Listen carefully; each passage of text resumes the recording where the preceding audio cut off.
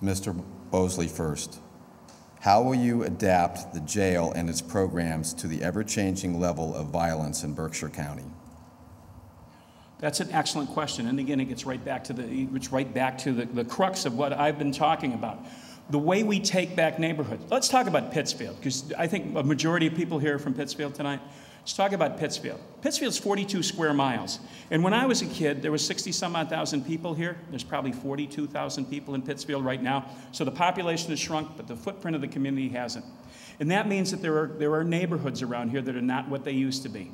And when that happens, you start to end up with neighborhoods that have a lot of pride, but they also have some people that come in because housing is cheaper, and those are people that are unwanted elements in those neighborhoods, even for the people there. So I don't think there are any bad neighborhoods. I just think that there are offenders that go back to those neighborhoods. By bringing people back earlier, by bringing people back and reintegrating them into the community, and by staying with them with reentry programs so that the sheriff's office stays involved, I believe that we can bring people back to de-escalate, to take back some of those neighborhoods, to do the kinds of things that Morningside and Westside is doing now by taking back their neighborhoods and walking through these neighborhoods and having activities back here and taking pride in what they have. We're never going, you know, punishment worked. Nobody'd ever reoffend. People reoffend all the time.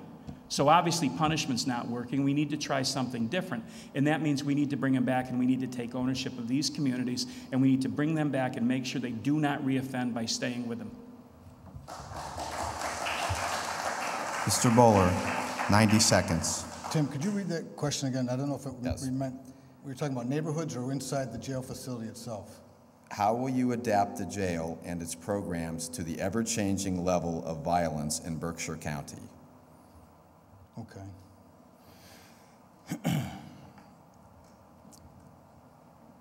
Over the last 24 years, or during my career, one of the things that I've noticed, obviously, is the increase in violence.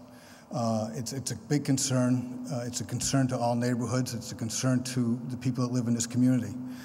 We need to develop some programs, or after the punishment. Keep in mind that when people go to these facilities, they go there because they committed a crime, and first we take care of the incarceration, and then we need to go back and reintegrate these individuals back into the community, and develop the programs, and get them involved in the neighborhood outreach programs that we can.